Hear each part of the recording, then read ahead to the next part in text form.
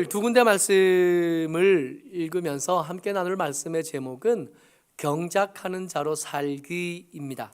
경작하는 자라고 할 때 이 경작은 우리가 읽는 그대로의 농사짓다, 수고하다, 일하다, 노동하다, 심지어는 좀 과격하게 번역하면 노예가 되다라는 뜻이 되기도 합니다. 아까 우리 집사님 기도해 주실 때 우리의 수고하는 것, 우리가 애쓰는 것, 우리가 피곤한 것, 우리가 어려운 것, 이 모든 것들이 사실은 경작하는 일과 관련이 있는 거죠. 근데 우리를 너무 힘들게 하고 어렵게 하는 이 경작하는 일, 먹고 사는 일 말이에요. 우리의 먹을 것을 구하고, 우리의 입을 것을 구하고, 우리의 거주할 것을 구하는 그 일, 이 버거운 일은 지금 어쩌다가 우리가 범죄함으로 생긴 일이 아니라는 게 오늘 말씀 중에 함께 나눠야 될 더 중요한 한 꼭지가 됩니다. 창세기 말씀 같이 한번 읽어보죠. 창세기 2장 15절 말씀입니다. 같이요. 시작. 여호와 하나님이 그 사람을 이끌어 에덴 동산에 두어 그것을 경작하며 지키게 하시고. 창세기 2장 15절 15절쯤이면 아직 범죄함이, 죄가 이 에덴 동산에 들어오기 전입니다. 그러니까 아직 범죄함이 있기 전에 하나님께서 사람을 만드시고 가장 이상적인 상황 중에 거할 때 그 이상적인 상황이 일 없이 노는 것이 아니었다는 거예요. 경작하는 것이 그 에덴 동산의 삶의 한 부분이었고 하나님께서 맡기신 일이었고, 그 맡기신 일이 우리에게 주어졌을 때 우리가 때로는 그것 때문에 수고가 되기도 하고 때로는 그것 때문에 버거움이 되기도 하는 거였던 겁니다. 뭔가 잘못된 게 아니에요. 여러분들과 저는 일하는 사람들입니다. 경작하는 사람들입니다. 문제는 이 경작하는 일이 그저 쉽지가 않다는 거예요. 뜻하는 대로 되어지지 않는 겁니다. 오늘 읽은 말씀인데 잠언 28장 19절 말씀이 아까 읽었던 말씀인데 한 번 더 같이 읽지요. 시작. 자기의 토지를 경작하는 자는 먹을 것이 많으려니와 방탕을 따르는 자는 궁핍함이 많으리라. 아멘. 저기서 보면 자기의 토지를 경작하는 자, 그야말로 하나님께서 맡기신 일에 순종하는 사람인 겁니다. 하나님께서 여러분들과 제게 맡기신 일이 있고 남의 일 아니라 내 토지예요. 내게 맡기신 일, 하나님께서 내게 허락하신 일들을 성실하게 잘 감당하는 모습, 그야말로 하나님께서 창조 때 계획하시고 기획하셨던 대로 잘 살아가고 있는 모습인 겁니다. 문제는 이게 그렇게 이 경작이니까 경작을 했으면 열매를 얻어야 될 거 아니에요. 농사의 이미지가 가장 뚜렷하게 들어가 있는 단어니까 씨를 뿌렸으면 그 때를 따라서 열매를 거둘 수 있어야 되는 거죠. 말씀하셨던 것처럼 때때로 30배의 결실을 맺고 때때로 60배의 결실을 맺고 때때로 100배의 결실을 맺어가면서 그렇게 경작하는 일이 무거울 뿐만 아니라 무거움이기는 하지만 그 열매를 생각하면 할 만한 일이 되어야 되는데, 문제는 이 경작하는 일의 제일 중요한 것 중에 하나가 때를 아는 거거든요. 언제 씨를 심어야 되는지 아는 거, 언제 풀을 뽑아야 되는지 아는 거, 언제 물을 줘야 되는지 아는 거, 언제 거두어야 되는지 아는 거.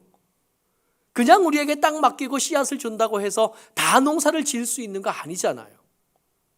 때를 알지 못하면 이 경작하는 것은 우리의 계획대로 되지 않고 의도한 대로 열매를 거둘 수 없게 될 가능성이 높고, 괜히 씨만 버리고 땅만 버리게 되는 경우가 허다하게 되는 겁니다. 어설픈 농부는 그 주변에 있는 능숙한 농부에 비해서 수확이 작을 수밖에 없는 거죠. 농사 결코 쉽지 않거든요. 농사 결코 간단하지 않거든요. 90 넘은 부부의 이야기를 다큐멘터리로 찍은 것을 봤어요. 90 넘은 할아버지가 자기에 대해서 뭐라고 말하냐면 나는 농사의 박사다 그래요. 자기는 언제 심어야 될지 안 돼요.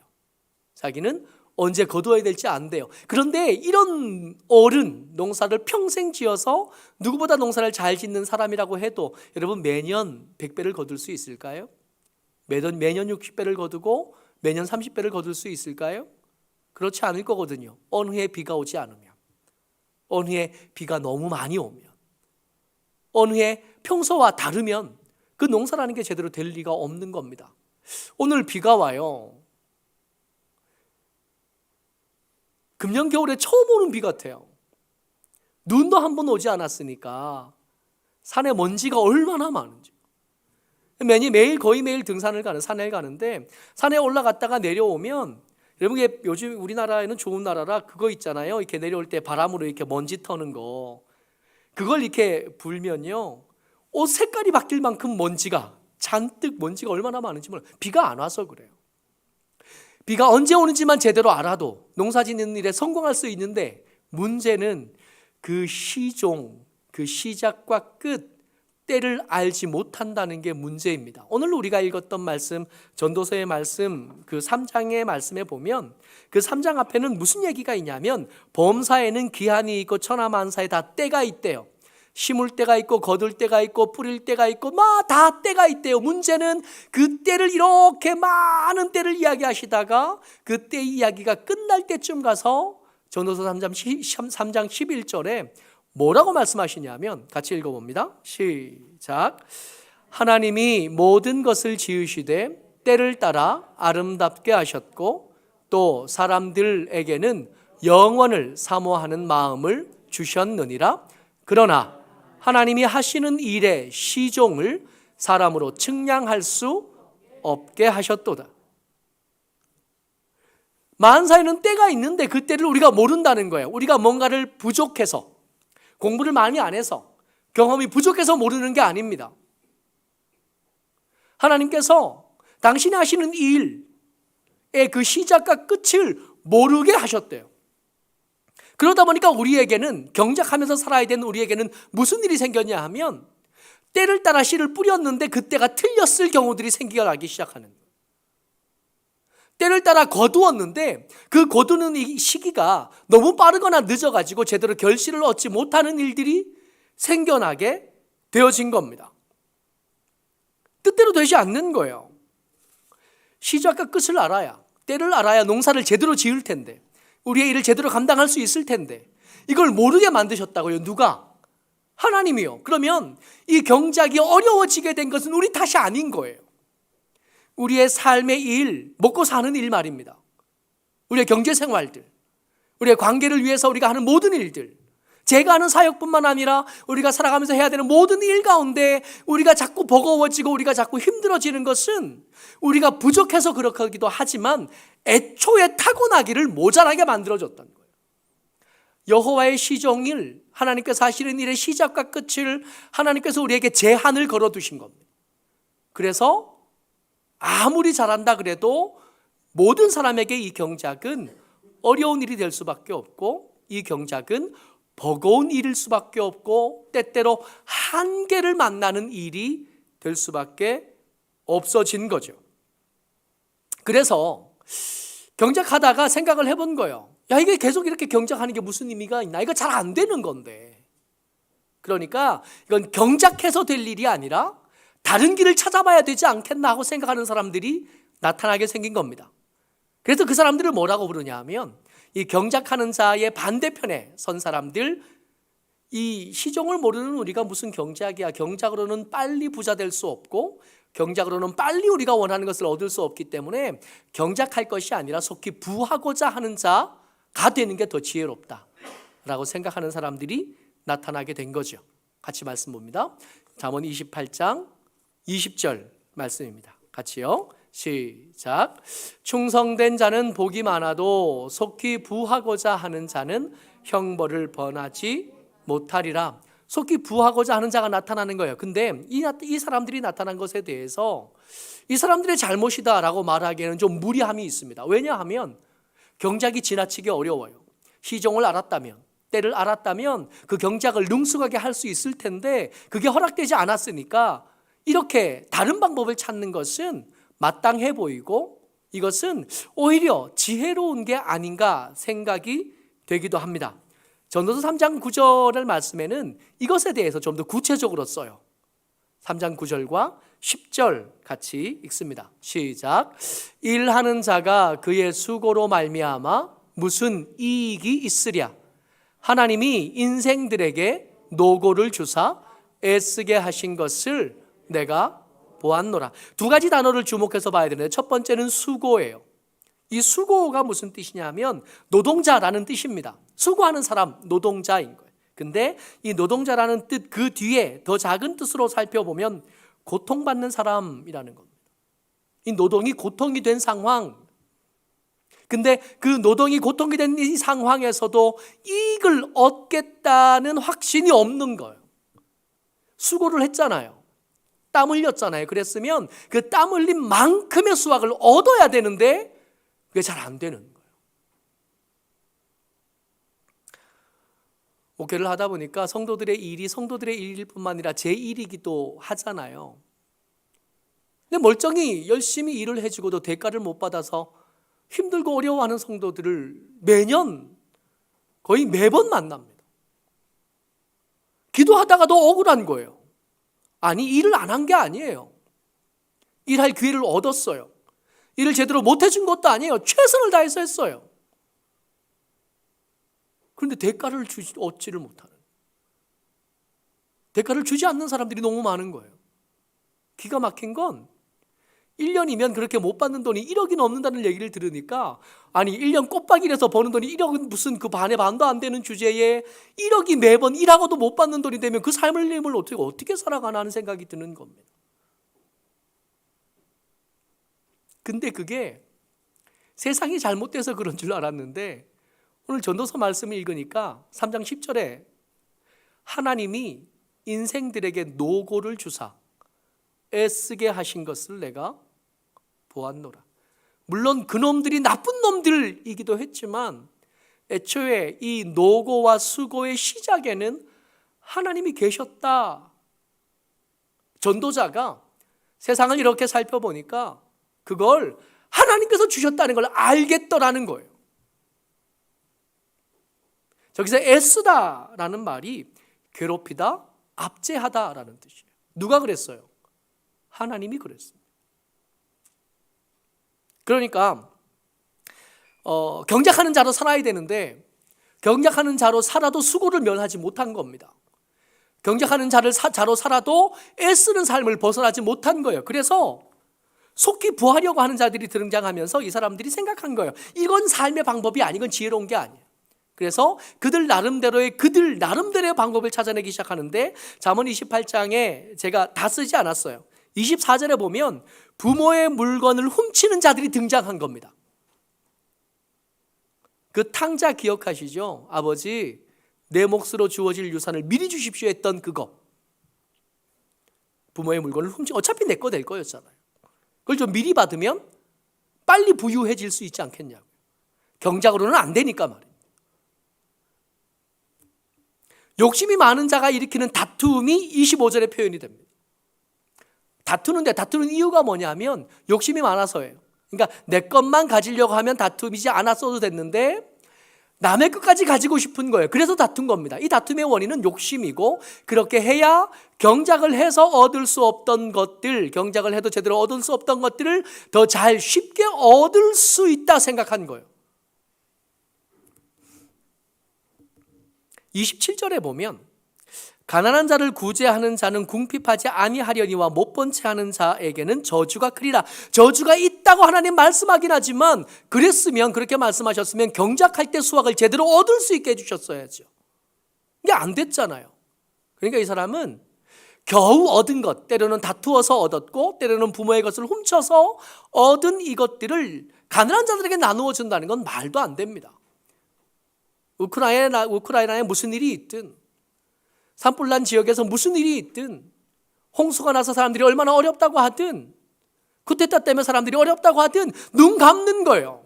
거기에 나눠주고 내가 부유해지는 방법은 없다고 생각해요. 심지어 이 사람들은 그렇게 사는 그 삶에 대해서 26절에 잠언 28장 26절에 자기의 마음을 믿는 자는 미련한 자요 지혜롭게 행하는 자는 구원을 얻을지어다 그러는데, 이 사람들은 자기가 행하는 게 지혜롭다고 생각해요. 어차피 경작으로는 부유해지지 못하거든요. 내게 맡기신 일, 내게 주어진 일만 잘 해가지고는 부유해지는 게 불가능해지니까 하나님께서 그런 삶을 사는 자들에게 수고와 애쓰는 것, 노고를 허락하셨다는 것을 알았으니까 이젠 이 길에서는 방법을 찾지 못하겠으니까 뭘 한 거냐 하면 다른 길을 찾아낸 겁니다. 그런 사람들을 뭐라고 부르냐 하면 속히 부하고자 하는 자라고 부른다고요. 그런데 이 말씀을 이렇게 듣고 나누다가 이런 말 한번 생각해 보십시오. 하나님께서 우리에게 수고와 노고를 더하셨다는 거예요. 불편하게 하셨고 압제하셨고 괴롭게 하셨다는 겁니다. 근데 우리가 미리 알고 있던 말씀과 이 이야기는 너무 많이 부딪혀요. 예레미야 29장 말씀입니다. 같이 읽지요. 예레미야 29장 11절 말씀이요. 시작. 여호와의 말씀이니라 너희를 향한 나의 생각을 내가 아나니 평안이요 재앙이 아니니라. 너희에게 미래와 희망을 주는 것이니라. 아멘. 이거 하나님 말씀이잖아요. 우리가 평소에 너무 잘 알고 있던 말씀. 하나님께서 우리를 향하여 품으신 뜻은 평안인 겁니다. 수고나 노고나 괴롭힘을 당하거나 압제를 당하는 것은 하나님이 우리를 향하여 품으신 뜻이 아니셨던 겁니다. 하나님은 우리에게 미래와 소망을 주려고 하시고 우리에게 희망을 주려고 하시는 분이시지 우리를 압제해서 괴롭게 하면서 우리가 괴로워하는 모습을 보면서 쾌락을 느끼는 변태 성욕자들이 아닌 거예요. 하나님은 그런 분이 아니시라는 거예요. 그렇다면 이 수고와 노고의 때를 알려주지 않아서 우리가 누리게 되는 이 수고와 노고에는 우리가 생각하는 것과는 다른 의미가 있을 거라는 거죠. 다시 한번 정리 좀 해볼게요. 우리가 경작하는 사람입니다. 이것은 잘못된 게 아니에요. 태초부터 우리는 경작하는 자로 만들어졌고 경작하는 자로 세워졌습니다. 우리에게 맡겨주신 일들이 있고 그 일들을 감당하며 살도록 되어졌어요. 그러니까 먹고 논다고 그저 행복해지지 않는 사람들입니다. 우리는 아무 일도 없이 그냥 살아가는 것에서 행복을 느끼지 못하는 사람들이에요.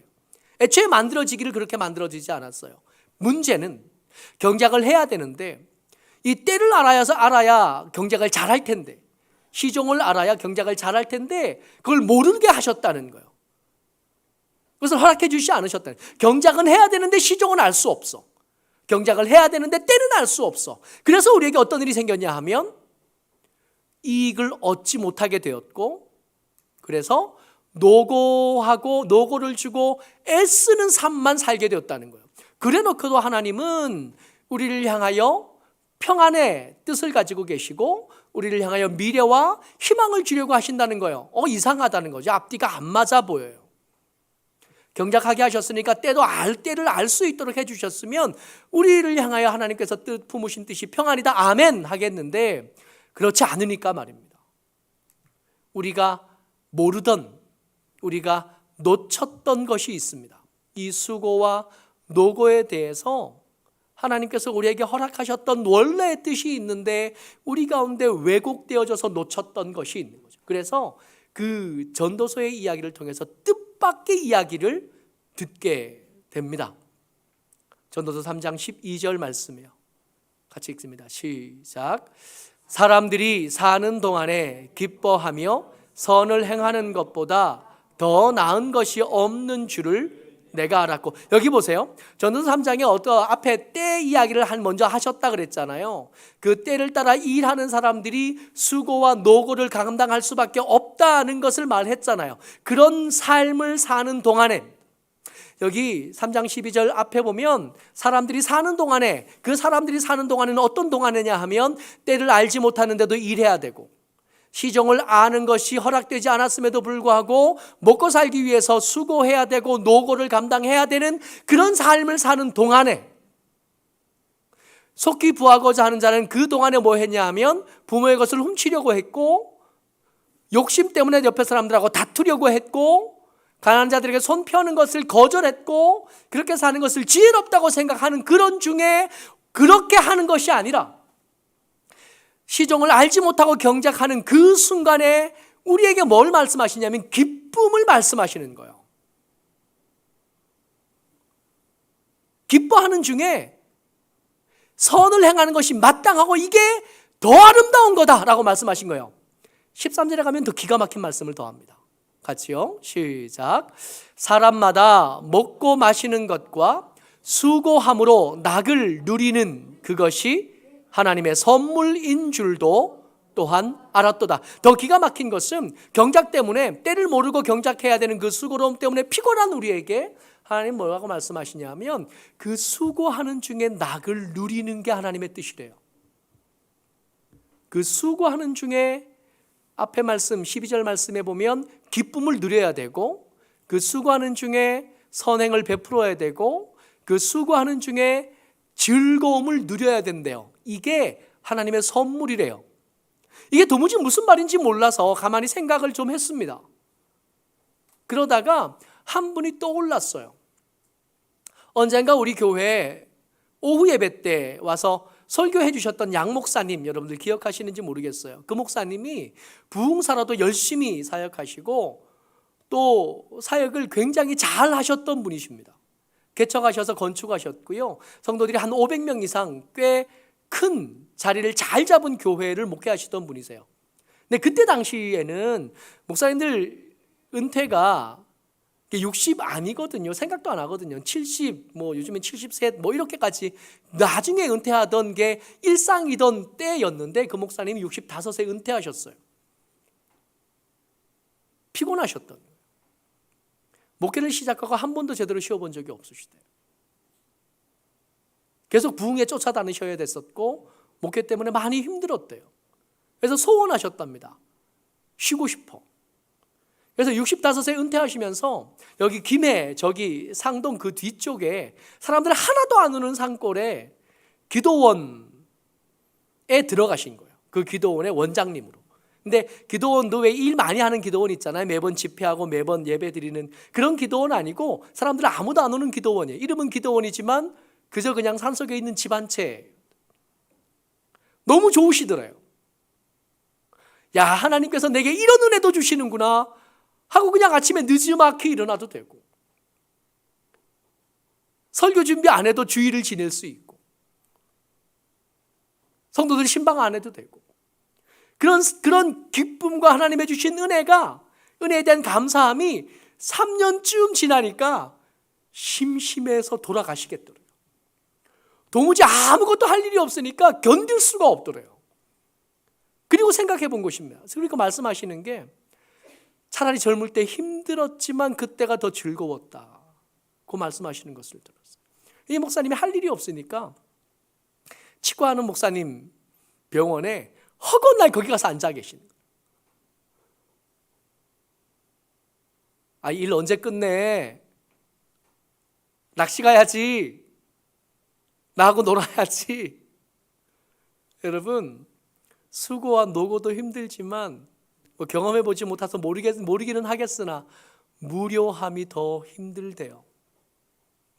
아무 걱정 없고 아무 염려 없고 그래서 아침에 늦지막히 일어서 해변 걷다가 이렇게 아침, 점심, 저녁 먹고 일찌감치 잠들 것 같은데 그러면 잠이 안 온대요. 수고와 노고가 그것 때문에 지쳐 힘들 때는 이게 너무 어렵고 피할 수 있으면 할 수만 있으면 빨리 피했으면 좋겠다 싶은 거지만 막상 아무 일도 없이 그냥 하루를 보내야 되는 시간이 한 달이 되고 1년이 되고 3년이 되니까 그건 감사한 제목이 아니더라는 겁니다.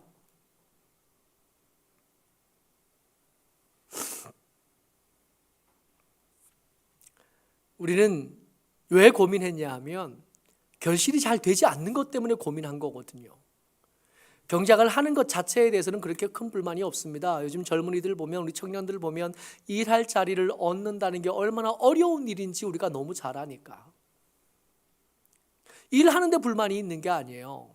일하죠. 할 수 있습니다. 기쁘게 할 수 있어요. 일할 자리만 주어진다면 얼마든지 할 수 있어요. 문제는 그 일을 하고도 대가를 제대로 얻지 못한 것 때문에 고민한 거예요. 우리가 힘든 건 일이 아니라 시종을 알지 못하는 것, 때를 알지 못하는 것 때문에 힘들었거든요. 근데 그런 우리에게 이 잠언 말씀이 뭐라고 말씀해 주시냐 하면 나중이라는 시간이 있다 그러시는 거예요. 이 잠언 28장 23절 말씀입니다. 시작. 사람을 경책하는 자는 혀로 아첨하는 자보다 나중에 더욱 사랑을 받느니라. 열매는 언제 맺었어요? 경책하는 것으로 미움받는 그 사람이 나중에 더 사랑받게 되어진 겁니다. 열매는 나중이에요. 근데 이 나중 그러니까 오지 않는 시간 같잖아요. 너무 막연하고 절대로 오지 않는 시간. 우리가 지금 이렇게 부지런히 일하고 부지런히 수고하는 것이 과연 열매를 맺겠나 그랬을 때 대답할 수 없을 것 같은 시간, 그게 나중이거든요. 근데 여러분 기대하셔도 좋습니다. 하나님이 말씀하신 나중은 애매모호하고 있는 듯 없는 것이 아니라 하나님의 때를 따라 반드시 준비해 주신 구체적인 시간입니다. 우리가 수고한 것 헛되지 않아 반드시 열매가 될 것. 우리가 기도한 것 응답되지 않아서 그 응답을 기다리다가 지쳐서 더 이상 기도를 해야 되나 말아야 되나 고민하고 있는 그 시간들, 나중을 위해서 하나님께서 하나하나 쌓아두는 시간인 줄을 믿으시기를 부탁을 드려요. 그냥 없어지지 않습니다. 우리가 땀 흘린 거, 우리가 애쓴 거, 우리가 노력한 거, 우리가 많은 시간을 들여 쌓아온 그것들 절대로 없어지지 아니하고 하나님께서 진짜 만들어서 우리 눈 앞에 갖다 놓으실 그 나중으로 반드시 응답하실 거라는 거예요. 우리가 해결해야 될 게 한 가지가 더 남았습니다. 왜 시종을 알려두지 않으셨을까? 왜 때를 알지 못하게 하셨을까 말입니다. 전도서 3장 14절 말씀이에요. 같이 읽습니다. 시작. 하나님께서 행하시는 모든 것은 영원히 있을 것이라. 그 위에 더 할 수도 없고 그것에서 덜 할 수도 없나니. 우선 여기까지만요. 여러분, 우리가 때때로 우리의 삶을 생각하면서 최고의 것을 꿈꿉니다. 근데 가만히 지나보면 그때 당시에 최고라고 생각했던 그것이 시간이 지나고 나면 그게 별거 아니었다는 것을 알게 되는 때가 너무 많지 않던가요? 최고인 줄 알았어요. 그것만 있으면 다 되는 줄 알았어요. 그래서 그것을 얻기 위해서 열심히 기도하고 애썼는데 나중에 시간이 지나고 나니까 최고인 줄 알았던 그게 사실은 쓸데없는 것이었거나 아니면 그렇게까지 유익하지 않았던 것일 가능성이 굉장히 많지 않던가요? 살면서 그때 차라리 그거 기도하지 말고 딴 거 기도할 걸, 뭐 그런 때가 있지 않던가요? 우리는 그런 사람이에요. 우리가 생각하는 최고는 사실은 우리 인생의 최고가 아닐 가능성이 많아요. 하나님은 그렇지 않으시대요. 하나님은 어떤 분이시냐면 그 행하시는 일들에 더할 수도 덜 할 수도 없는 분이에요. 그러니까 하나님은 우리가 생각하는 최고보다 더 아름다운 것들을 준비하실 수 있는 분이시라는 거죠. 코로나 안 걸리는 게 좋은 줄만 알았잖아요. 우리 하연이가 확진되고 제가 확진되고 사모가 확진되고 하이가 아직 연락이 안 왔어요. 여기 하루 이틀 지나니까 이 하이는 학교 가고 싶은데 고3이 됐잖아요. 학교를 빠지는 게 부담스러운데 가서 수업 들어야 되는데 그래도 어떻게든 자기 혼자 안 걸리려고 우리 네 식구가 이렇게 집안에 갇혀가지고 하이는 몸부림을 치는 거예요. 들어가 있어. 나 혼자 밖에 있을 거야. 내가 밥 다 해줄게. 그러더니 아빠 그럼 편하게 해야 되는 걸 하는 거야. 그러니까 라면 끓여야 되는데 아빠 물부터 넣어야 돼? 스프부터 넣어야 돼? 좀 이상한데 물부터 넣고 스프는 같이 아닌데?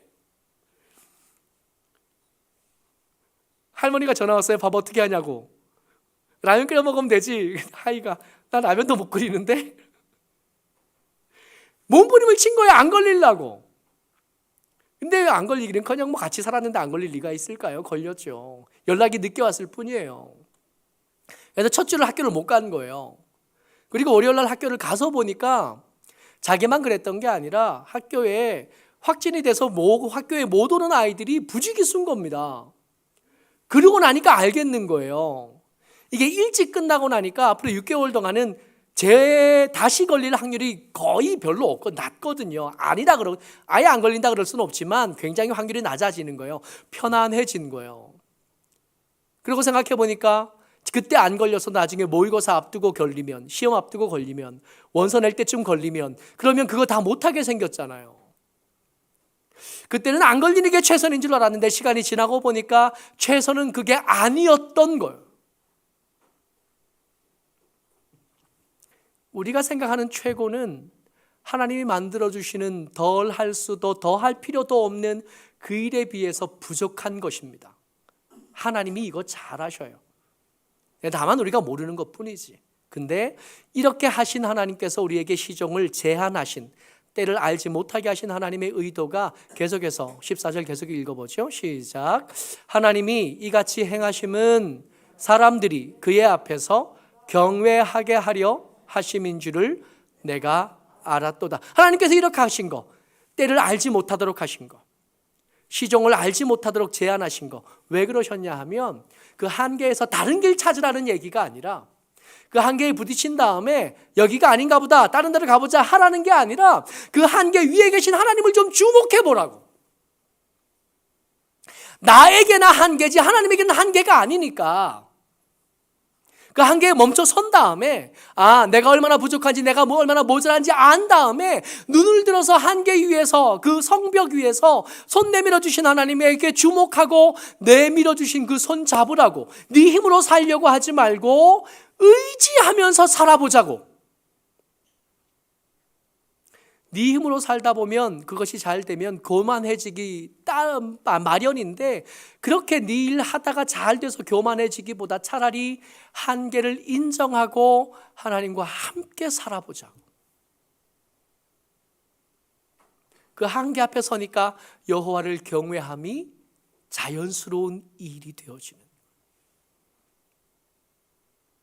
그러니까 지혜로운 사람은 누구냐 하면, 자기에게 맡겨진 일을 잘하는 사람이 지혜로운 사람이 아니라 자기 부족함을 인정하고 그 가운데 오셔서 손 내밀어 주시는 하나님의 손을 잡는 사람, 그 하나님을 의지하는 사람, 그 하나님을 경외하는 사람이 지혜로운 사람이 되는 겁니다.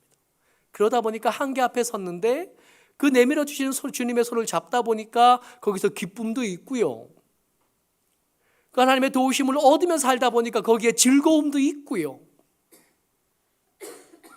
그러다 보니까 이게 하나님의 선물이구나 하신 말씀에 아멘도 되는 거예요. 하나님은 여러분들과 제가 경작하는 사람이 되기를 바라시고 그렇게 만들어 주셨습니다. 근데 이 경작이 우리가 해서 잘하는 게 아니에요.